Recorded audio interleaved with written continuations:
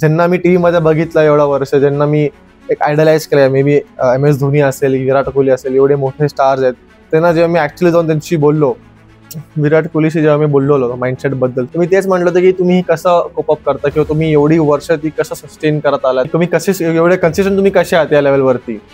तर ते म्हणले मला नेहमी वेळ भेटला आमचे हेड कोच असतील रिकी पॉन्टिंग सर त्यांच्याकडनं, किंवा प्रवीण आमरे सर असतील, किंवा सौरभ गांगुली सर असतील, त्या लोकांनी कधी असं जाऊन दिलं नाही. की फर्स्ट मोमेंट केव्हा होता जेव्हा तू असा एकदम स्टार स्ट्रक झाला की या प्लेअरला भेटलो, कसं तरीच होतंय आता?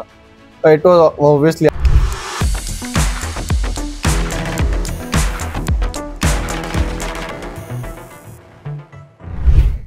नमस्कार, कट्ट्यावरच्या गप्पांमध्ये तुमच्या सर्वांचं स्वागत आहे.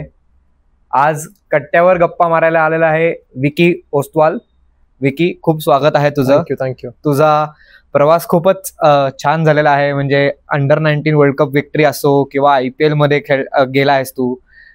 आज कट्ट्यावरती आम्हाला त्याचबद्दल बोलायला खूप आवडेल तुझ्याशी, की तुझा प्रवास कसा झाला, कुठून सुरुवात केलीस. तर सांग, तू पुण्यातलाच आहेस मुळात? मी मुळात आहे लोणावळाचा, आणि मी तिथे म्हणजे ब्रॉडअप तिथे झालोय, पण क्रिकेटमुळे मी मग पुण्याला शिफ्ट झालो. तर माझी क्रिकेटिंग जर्नी सुरू झाली लोणावळापासून. अच्छा, लोणावळा. मग लोणावळ्यात असताना म्हणजे तिकडचाच जन्म झालाय? हो, येस, करेक्ट. आणि तिथून मग पुण्यात कसा शिफ्ट केलं, काय? लहान वयापासून मला क्रिकेट खेळायची खूप आवड होती, पॅशन होता क्रिकेट खेळायचा. तर मी खूप खेळायचो. मे बी गार्डन मध्ये असेल, किंवा घरासमोर असेल, किंवा रेल्वे ग्राउंड वरती असतील. तिथे कधी फॅसिलिटी चांगली नव्हती, कारण की स्मॉल सिटी आहे, काही एवढा एक्सपोजर होता क्रिकेटसाठी, आणि म्हणजे एवढा गेमला तर एक्सपोजर नव्हता तिथे. पण खेळायचा खूप इच्छा होती आणि पॅशन होता. तर पप्पांनी बघितलं आणि पप्पांची इच्छा होती मी क्रिकेट खेळावं. पप्पांनी मला खूप सपोर्ट केला, आणि आम्ही इनिशियल डेज मध्ये मुंबईला क्रिकेट खेळायला सुरू केलं. ओके. तर मी पहिले लोणावळा मुंबई ट्रॅव्हल करून क्रिकेट खेळायचो. रोज जायचं? हो, मुंबईला ट्रॅव्हल करायचो. किती? 3-1 तास होत असेल? 3-4 तास ट्रेनने ट्रॅव्हल करायचो मुंबईला. अच्छा. आणि तिथे खेळायचो. चर्चगेट असू दे, म्हणजे तो ओव्हल ग्राउंड तिथे खेळायचो, किंवा MIG ला खेळायचो. तिथे क्लब क्रिकेटमध्ये मी प्रॅक्टिस करायचो. आणि तेव्हा त्यांना कळलं की मी लोणावळ्याचा आहे, तेव्हा ते म्हणले की तुम्ही पुण्याला खेळायचा ट्राय करा, कारण की तुम्ही ओरिजिनल तुम्ही महाराष्ट्राला तुम्ही खेळू शकत नाही. करेक्ट. तर मग तिथून माझी जर्नी पुण्याला शिफ्ट झाली, आणि मग मी 4 वर्ष कंटिन्यू लोणावळा टू पुणे ट्रेननी अपडाऊन करायचो. आणि वेंगसर अकॅडमीला प्रॅक्टिस करायचो पिंपरीमध्ये. तर तशी ती जर्नी होती माझी. आणि ह्याची सगळ्याची सुरुवात कुठून झाली? म्हणजे आता तू लोणावळ्यात खेळायचास, तर पहिल्यांदा आठवतंय क्रिकेट केव्हा खेळला होतास, कुठे खेळला होतास? असं आठवत तर नाही, पण मी म्हणजे लोणावळ्यामध्ये सगळ्यात मोठा ग्राउंड रेल्वे ग्राउंड जो आहे, तिथे खूप मुलं येतात, क्रिकेट खेळतात, टेनिस बॉल खेळतात, कुणी लेदर बॉल खेळतो. तर तिथे संध्याकाळी रोज पप्पांसोबत जायचो खेळायला, फ्रेंड सोबत. तर तिथून ती जर्नी सुरू झाली की क्रिकेट खेळायचा आवड आहे, खूप पॅशनेटली क्रिकेट बघायचो पण, खेळायचो पण. तर तीच एक that was the start of cricket. आणि सुरुवात पण स्पिन बॉलिंगनीच केली होतीस का कसं? हो, सुरुवात पण स्पिन बॉलिंगच केली. म्हणजे मला फास्ट बॉलिंग खूप आवडते, आणि मी इनिशियली फास्ट बॉलिंग टाकायचो, पण मला कोचिंग सजेस्ट केलं की तू स्पिन बॉलिंग ट्राय कर, आणि ती मला जमली पण चांगली, आणि मग तिथून मी सुधार झालो. अच्छा. आणि मग कितवीपर्यंत लोणावळ्यात होतास तू? कुठल्या शाळेत होतास? मी 6th पर्यंत लोणावळ्यामध्ये होतो, आणि मग 6th नंतर मी स्कूल चेंज केली, आणि मी 7th मध्ये इथे आलो. तर मी तिथे रायवड इंटरनॅशनल स्कूलमध्ये होतो. ओके. तर रायवड इंटरनॅशनल स्कूल बद्दल पण मला एक बोलायचं की त्यांनी मला खूप सपोर्ट केला तिथे. तिथले प्रिन्सिपल मॅडम जे होते त्यांनीच मला उलट प्रमोट केलं, की ते मला म्हटले की जर तुला आवड तर नक्की हे फॉलो कर. अभ्यास थोडा सेकंडरी ठेवला तरी हरकत नाहीये, पण प्रायमरी जर तू एवढा पॅशनेटली क्रिकेट फॉलो करतोय तर नक्कीच कर. त्यांनी मला डॅडला पण प्रमोट केलं की तुम्ही नक्की त्याला घेऊन जावा अकॅडमीमध्ये, त्याला अपॉर्च्युनिटी द्या. जर का त्यांनी अपॉर्च्युनिटी चांगलं केलं तर मी तो खूप मोठा एक नाव पण होऊ शकतं. तर माझ्या प्रिन्सिपल मॅडमला पण मी खूप खूप आभार मानतो की त्यांनी मला प्रमोट केला त्यावेळेस, की स्टडीजला ते स्वतःहून म्हणले की स्टडीज थोडा कमी केला तरी हरकत नाही, पण तुम्ही क्रिकेटवर फोकस करू शकता. त्यांनी मला अपॉर्च्युनिटी दिली की तुम्ही कुठं तरी अकॅडमीला जॉईन व्हा. एक लहान मुलाला प्रत्येक म्हणजे साधारण 6वी-7वी पर्यंत होत असतो म्हणलास, त्या पिरियडमध्ये खूप असा अभ्यासाचा एक कंटाळा असतो. तर त्यावेळेला तुला जेव्हा प्रिन्सिपल मॅम म्हणल्या की ह्याला अभ्यास थोडा सेकंडरी ठेवला तरी चालेल, तेव्हा काय वाटलं तुला? जरी ते असे म्हणले असतील तरी माझी आई खूप ओल्ड स्कूल आहे. मम्मीला असं वाटतं की अभ्यास नेहमी पहिला असावा, घरी एक मुलाला डिग्री असावी किंवा चांगला शिक्षण असावं. तर किती क्रिकेट खेळू दे, किती थकलो असेल तरी घरी गेल्यानंतर आई मला अभ्यास नीट करून द्यायची, म्हणजे द्यायचीच. म्हणून अभ्यास पण मला चांगला झालाय, तर मी त्यानुसार थँकफुल पण आहे. भले सगळे मुलं कंटाळा करतातच नो डाऊट, पण त्यासाठी जर असते की एक दंडा मारून बसावा की अभ्यासाला बस गपचूप. करेक्ट. तसं. आणि मग लोणावळ्यावरनं तू जेव्हा 3 वर्ष रोज पुण्यात यायचास तेव्हा लोकलनी अपडाऊन करायचास, कसं करायचास? हो, local every day by train up down करतो. त्यात पण माझे डॅड नेहमी माझ्यासोबत असायचे. Every day my dad use to come with me. आणि ट्रेननी आम्ही जायचो, तिथे प्रॅक्टिस करत होते. पप्पा बसायचे बाहेर अकॅडमीला आणि माझ्याकडे झाल्यानंतर परत मी डॅड सोबत यायचो आणि मग ट्रेननी परत ट्रॅव्हल करून परत मला घरी जायचो. That was my schedule. आणि बाबा काय करायचे तुझे? पप्पा माझे सिव्हिल कॉन्ट्रॅक्टर आहे, आता रिटायर झालेत. अच्छा, ओके. सो त्यांचा एवढा तुला सपोर्ट किंवा प्रोत्साहन म्हणू आपण त्यांचं होतं तुझ्याकडून, तर कुठेतरी थोडंसं तुला वाटायचं त्याच्याबद्दल की अरे आता काहीतरी म्हणजे कुछ तो करना पडेगा म्हणतो ना आपण, की आता काहीतरी झालंच पाहिजे ह्याचं? असं मी नाही म्हणू शकत, कारण क्रिकेट एक अनप्रेडिक्टेबल गेम आहे. करेक्ट. तुम्ही जोपर्यंत हा गेमला एन्जॉय करताय, तुम्ही जोपर्यंत हा गेमचा पूर्ण आनंद घेताय. लहानपणी क्रिकेट खेळायला मी सुरू कशासाठी केलं की मला आवडतंय, मला पॅशन आहे. तर मी पॅशनेटली त्या गेमला फॉलो करतो, पॅशनेटली तो गेम बघतो, एन्जॉय करतो मोमेंटला. आणि कारण क्रिकेट एवढं अनप्रेडिक्टेबल आहे, तुम्ही हे बोलू शकत नाही की मला करायचंच आहे, मी एवढा स्ट्रगल केलाय किंवा माझ्या डॅडनी एवढा सॅक्रिफाईस केलाय माझ्यासाठी, तर करावाच लागेल. हे डोक्यात तर आहे, त्या गोष्टीचा प्रेशर नाहीये. किंवा मला माहितीये की होईल पण नाही पण होईल. You don't know, you never know. एवढंच आहे की मी ऑनेस्टीने आपल्या डिटर्मिनेशन एवढं काम करत माझ्या क्रिकेटवरती, जेवढं पॅशनेटली मी फॉलो करेल, तेवढं मी हा गेम एन्जॉय करेल, तेवढे रिझल्ट मला चांगले भेटतील. आणि एखादी लहानपणची आठवण की बाबा ही मॅच आम्ही एकत्र बघत होतो मित्र, किंवा 2011 फायनल बघितली होतीस एकत्र, किंवा अशी कुठली मॅच आहे डोक्यात? मी 2011ची फायनल मी नक्की बघितली होती आणि ती मला सगळ्यात मोठा इन्स्पिरेशन होता माझ्यासाठी की वर्ल्ड कप खेळण्याचा किंवा वर्ल्ड कप जिंकायचा. तिथून मी म्हणेल की इंडियन टीमचा किंवा बीसीआयचा जो ट्रान्सफॉर्मेशन झालाय, कारण की युथला जो प्रमोशन भेटला क्रिकेटमध्ये तिथून, तो एक फार म्हणजे हाय लेवलवरती गेला फ्रॉम बीसीसीआय. कारण की तो एक खूप मोठी स्टेज होती इंडियाला जिंकायला. तर ते मी बघितलं होतं, ते मला खूप इन्स्पायरिंग होतं. जो एमएसने सिक्सर मारला होता लास्ट बॉलला. Yes, I think that is the most inspiration thing कुठल्याही यंगस्टरला बघायला. तर तो मी बघितला आणि मी नेहमीच आठवण करतो की मी पण कधी एक दिवशी असं करेल इंडियासाठी. नक्कीच करशील. आणि लहानपणी क्रिकेट व्यतिरिक्त कुठला अजून गेम किंवा स्पोर्ट्स खेळायचास? म्हणजे स्पोर्ट्स तर मला खूप आवडतात. म्हणजे बॅडमिंटन असू दे किंवा टेबल टेनिस असू दे किंवा 8 बॉल पूल असेल किंवा इव्हन प्ले स्टेशन असेल, तर मी सगळे स्पोर्ट्स मला बघायला पण आवडतात, खेळायला पण आवडतात. मी एक खूप स्पोर्टी माणूस असं मी बोलू शकतो. ओके. कुठला कॉम्पिटेटिव्ह लेवलला खेळलायस क्रिकेट व्यतिरिक्त अजून? नाही, बट ॲज अ हॉबी म्हणून? ॲज अ हॉबी म्हणून मी खूप खेळतो, कारण की त्यात एक फन ऍक्टिव्हिटी आहे. तर एक माइंड फ्रेश होईल किंवा just for a change, relaxing. Pickle ball असेल, मी आता नवीन सुरू झालंय खूप. पण ह्या गेम्स म्हणजे हे गेम्स तू खेळतोस त्यावेळेला इंजुरीची कन्सर्न नसते की चुकून इंजुरी झाली तर? नाही, असं त्या इंटेन्सिटीने मी खेळत नाही. मग इंटेन्सिटी असते की just intention is about just fun, enjoy करू. हारणं जिंकणं तर वेगळी गोष्ट आहे, just about having fun. Right. Yes. आणि मग अजूनही लोणावळ्याला जाणं होतं? कधी कधी होतं, कधी कधी होत नाही क्रिकेटमुळे किंवा थोडा बिझी असेल शेड्यूल तर. पण हा, मी जेव्हा पण अपॉर्च्युनिटी भेटते लोणावळ्याला जायला ट्राय करतो नक्कीच. काय खायला आवडतं तुला लोणावळ्यात सगळ्यात जास्त? गोल्डनचा वडापाव. अरे वा. हो, माझा म्हणजे अतिशय फेवरेट गोष्ट आहे ती. म्हणजे जेव्हा पण मी तिथे जाईल, मी 100% तिकडे जातो आणि माझा गोल्डनचा वडापाव नक्कीच खातो. आणि फेवरेट स्पॉट कुठला असं फिरायला जायचं असलं तर? ड्यूक्स नोज नक्की, लायन्स पॉइंट किंवा ड्यूक्स नोज. वाव, खूपच अमेझिंग. आणि मग जसा तू पुण्यात आलास, क्रिकेट साठी आलास, तशी फॅमिली पण पुण्यातच शिफ्ट झाली? हो, फॅमिली पण पुण्यात शिफ्ट आहे आणि आम्ही इथेच राहतो. ओके. कुठे राहतो पुण्यामध्ये? विंग्स अकॅडमीच्या जस्ट समोरच राहतो. कारण की जेवढा ट्रॅव्हल आम्ही केला, तर म्हणले की आता आम्ही शिफ्ट होतोय, तर अकॅडमीचा एकदम जवळ शिफ्ट होतात, तेवढा टाइम वाचेल. ओके. आणि प्रॅक्टिसला पण तुम्ही कधी पण जाऊ शकता. तर मी अकॅडमीचा जस्ट एकदम जवळपास राहतो. वाव, खूपच आता बेटर वाटलं असेल तुला लोणावळ्यामध्ये जो रोज 3 तास ट्रॅव्हल करतास आणि आता वॉकिंग डिस्टन्स म्हणजे. करेक्ट. आणि फर्स्ट टाइम तू अशी कुठली एखादी मॅच म्हणशील की जी खूप टर्निंग पॉइंट होती तुझ्यासाठी लोकल लेवल्स वरनं, की पहिल्यांदा तुला अंडर 19 साठी कोणीतरी स्काउट केलं, बघितलं की अरे हा एक प्लेअर पुढे चांगला खेळू शकतो, असं तुला काही आठवतंय? अंडर 19 तर ऍक्च्युली खूप फार गेलो, कारण की मी अंडर 14 पण महाराष्ट्र खेळलोय, अंडर 16 पण खेळलोय.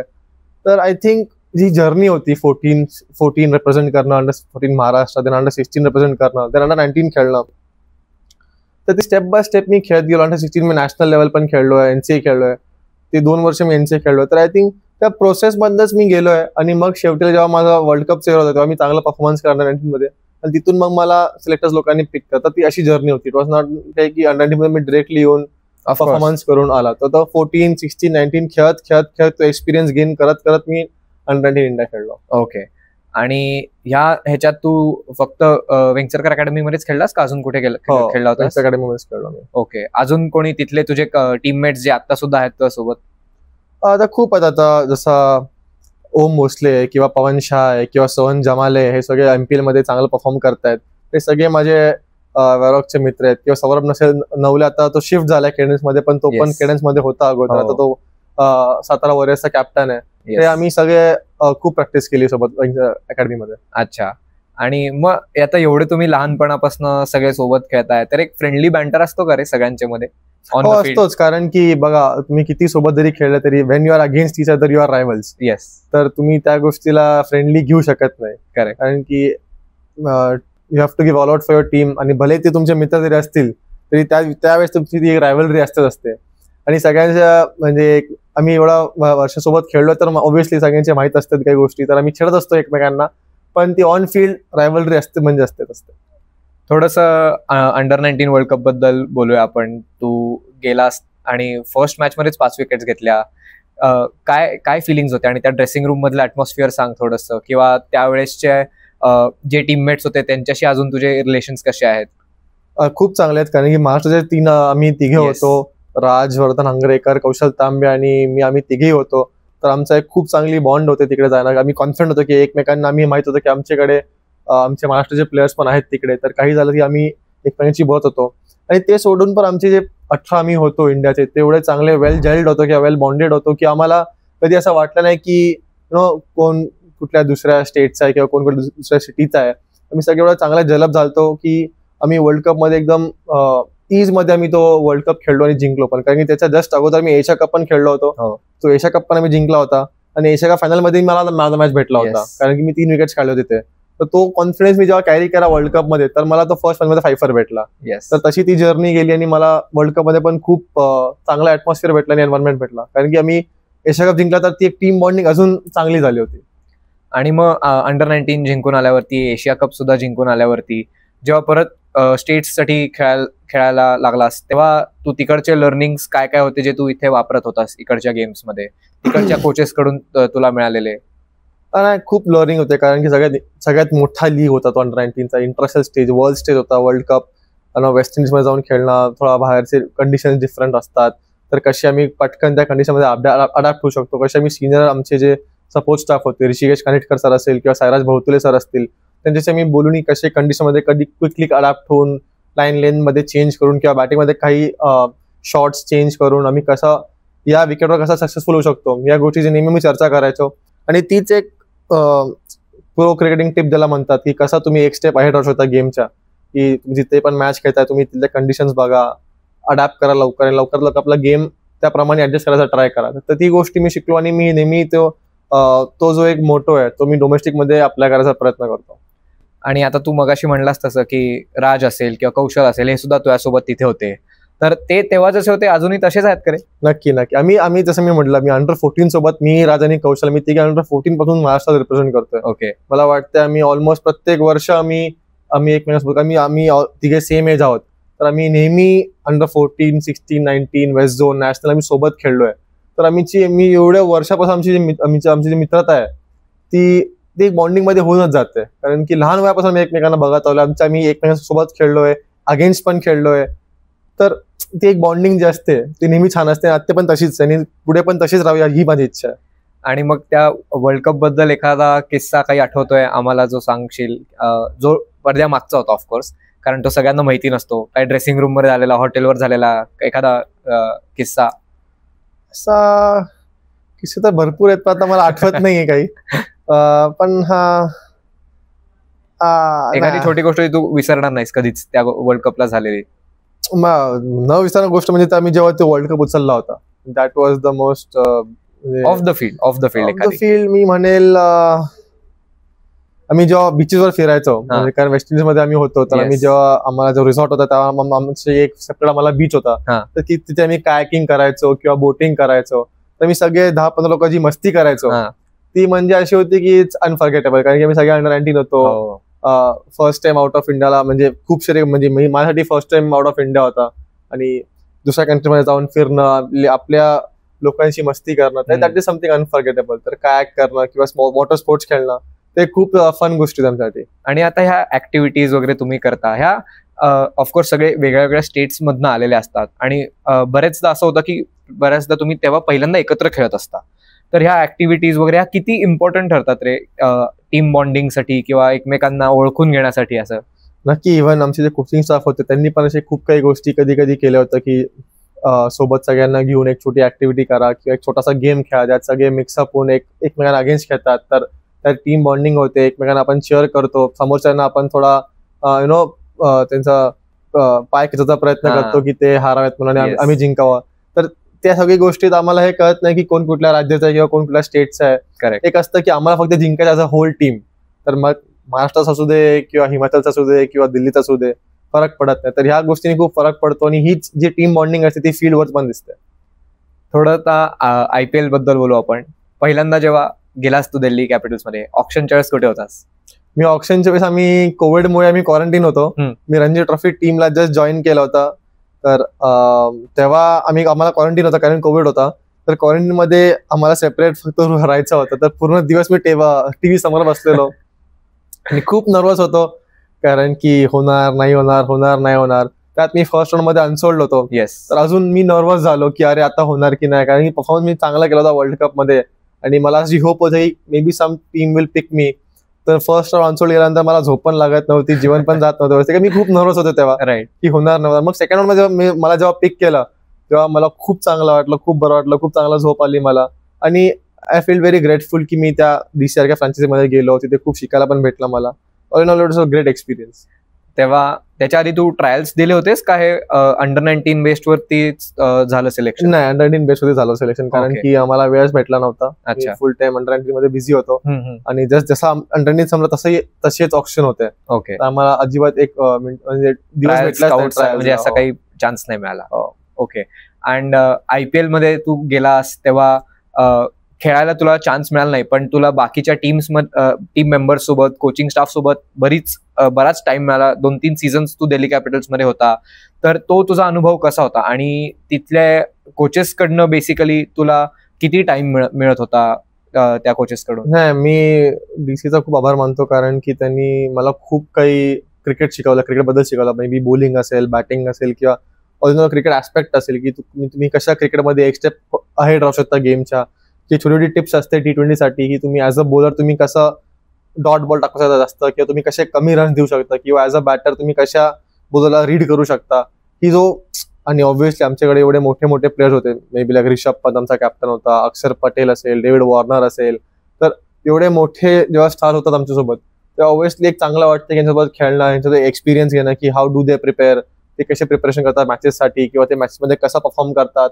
आणि मग ऑफ द फील्ड पण आम्ही हेच बोलत असतो की तुम्ही काय करता, तुम्ही प्रिपेअर कसा करता स्वतःला, तुम्ही फिटनेस कसा ठेवता, तुमचा एक रुटीन काय असतो. तर अक्षरशः मी खूप या बाबतीत चर्चा करायचो कारण की तो पण लेफ्ट आर्म स्पिनर आहे आणि मी त्याला खूप आयडलाइज करतो. तो असेल किंवा मे बी रवींद्र जडेजा असतील, या दोघांना मी खूप आयडलाइज करतो आणि त्यांच्यासारखं बनायचा खूप ट्राय करतो. पण मी त्याच्याशी खूप गप्पा मारायचो की काय होत असतं विकेटवर, कधी काय होतं, तुम्ही कशी बॉलिंग टाकता. त्या गोष्टीचा मला खूप फायदा झाला आणि मी जेवढा मला टिप्स भेटले ते मी इथे इम्प्रोव्हाइज करायचा किंवा एक्झिक्यूट करायचा ट्राय करतो. आणि असा फर्स्ट मोमेंट केव्हा होता जेव्हा तू असा एकदम स्टार स्ट्रक झाला की या प्लेअरला भेटलो, कसं तरीच होतंय आता? इट वॉज ऑब्व्हियसली अक्षर पटेल सोबत जेव्हा मी फर्स्ट टाइम भेटलो, कारण की आमचा जो प्री सीझन कॅम्प होता, मी सगळे डोमेस्टिक प्लेअर लवकर गेलो होतो आणि मग जे इंटरनॅशनल प्लेयर्स होते थोडे लेट आले होते because of their matches. Right.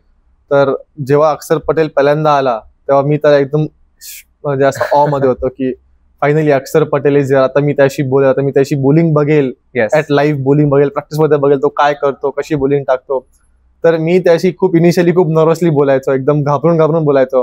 पण अगेन म्हणजे अक्षर पटेल सारखा चांगला माणूस मी कधी आयुष्यात बघितला नाही. तो एवढा बिग हार्टेड आहे किंवा जॉली तुम्ही म्हणू शकता, एवढा खुशदिल आदमी येतो की तो एकदम तुम्हाला चांगल्यापणे ट्रीट करतो. मला त्यांनी खूप काही गोष्टी समजावल्या आहेत, मी त्याशी खूप बोललोय आणि आजही मी त्याशी कधी कधी थोडाफार बोलत राहतो.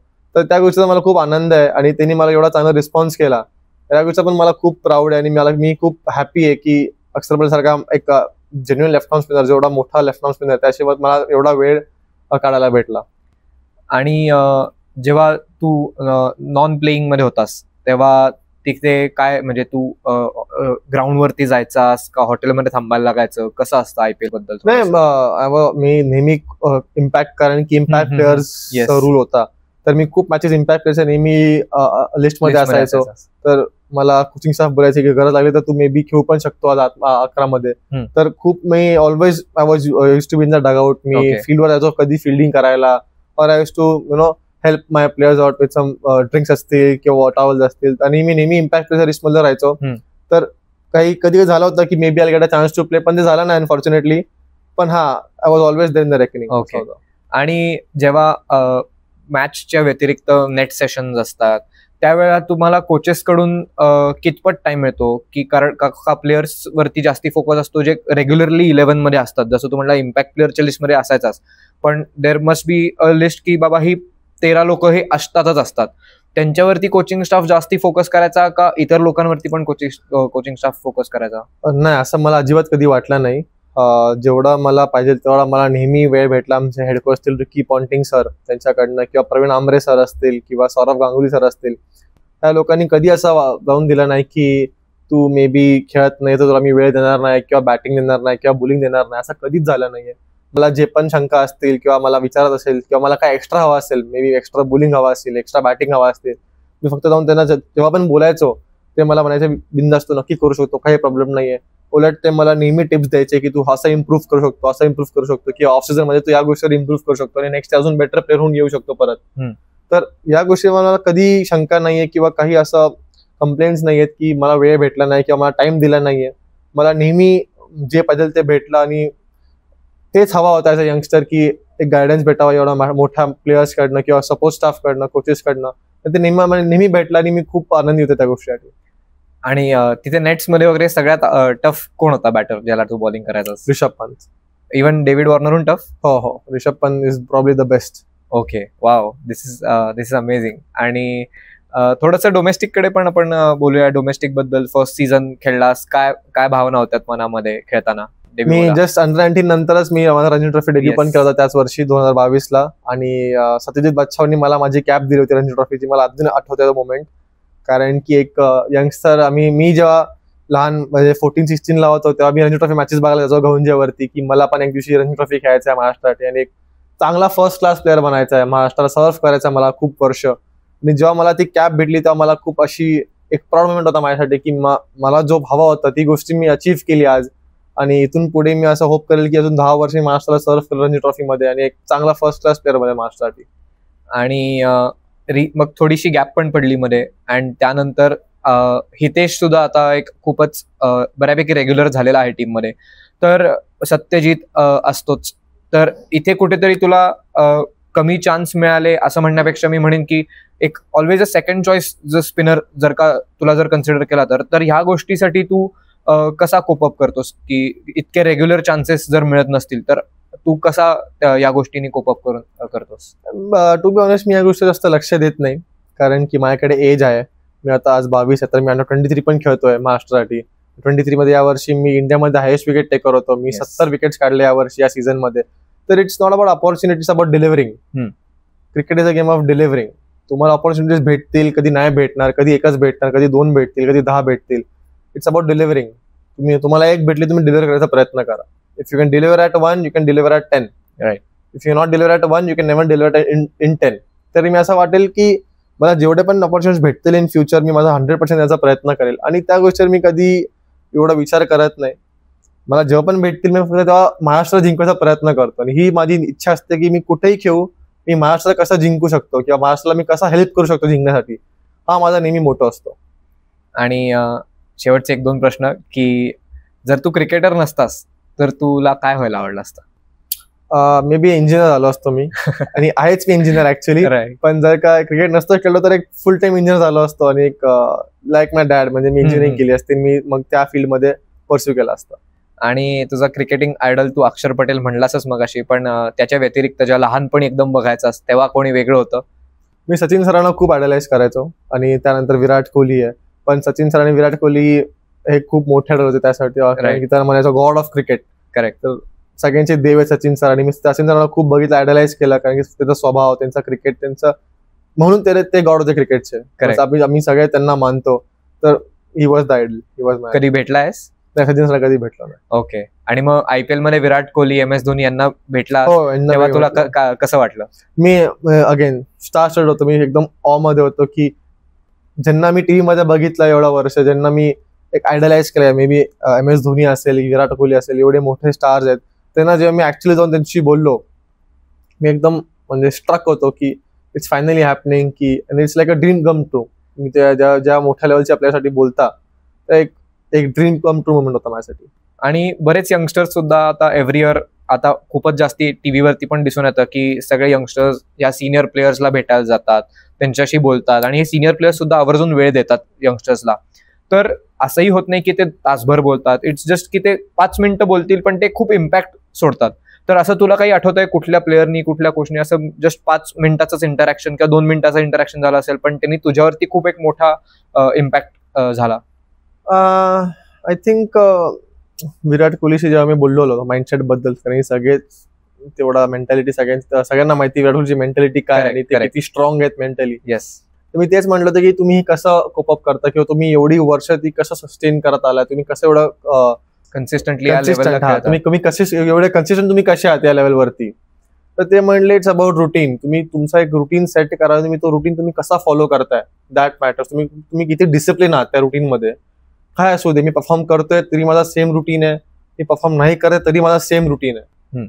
माय result don't carry my routine. Okay. माझा रुटीन सेट आहे, माझा डिसिप्लिन सेट आहे की मला हे खायचंय, मला हे खायचंय, हे मला एवढा फिटनेस करायचा आहे, मला एवढी प्रॅक्टिस करायची, मला याच्यावर वर्क करायचं आहे, तर मी ते करणार no matter what of my result. मी रिझल्ट देत नाही तर मी जास्त करेल असं हे पण चुकीचं आहे, आणि मी रिझल्ट देतोय तर मी करणारच नाही हे पण चुकीचं आहे. तुम्ही तो रुटीन जेवढा फॉलो करणार तेवढा तुम्ही कन्सिस्टंट राहणार, because you are consistent with your discipline. Okay. तुम्ही every day in day out तुम्ही तो रुटीन फॉलो करताय, तुम्ही डे इन डे आउट तुमचा फिटनेस करताय, तुम्ही डे इन डे आउट तुमचा प्रॅक्टिस करताय, तर ते तुम्हाला रिझल्ट पण भेटतील आणि मग ते कन्सिस्टंट लेवलवर भेटतील. तुम्ही जर का तुमच्या रुटीनवर ब्रेक देताय तर मग परफॉर्मन्स पण कधी कधी ब्रेक लागेलच. वाव, ही गोष्ट मला खूप आवडली त्यांची. खूपच इन्स्पायरिंग आहे. आणि हे तू ज्याच्यानी बोलतोय, आय एम शुअर विराट कोहलीनी याच्याहून 10 पट जास्ती इंटेन्सिटीनी बोलल्यावर तिथे खूपच इम्पॅक्टफुल वाटत असणार आहे. करेक्ट. सो आज वेळ काढून आलास तू एवढा आमच्या कट्ट्यावरती गप्पा मारायला, त्यासाठी खूप खूप आभार. आणि तुम्ही सुद्धा कमेंट करून नक्की सांगा की या कट्ट्यावरच्या गप्पा तुम्हाला कशा वाटल्या विकी सोबत, आणि इतक्या कमेंट्स करा की विकी पुन्हा आला पाहिजे आपल्याशी गप्पा मारायला. आणि आजच्या एपिसोडमध्ये आपण इथेच थांबूया. नक्की लाईक करा, आवडला असेल तर शेअर करा, आणि स्पोर्ट्स कट्टाला सबस्क्राईब करा, आणि ऐकत राहा, बघत राहा, आणि आमची वाट पाहत राहा. धन्यवाद. थँक्यू.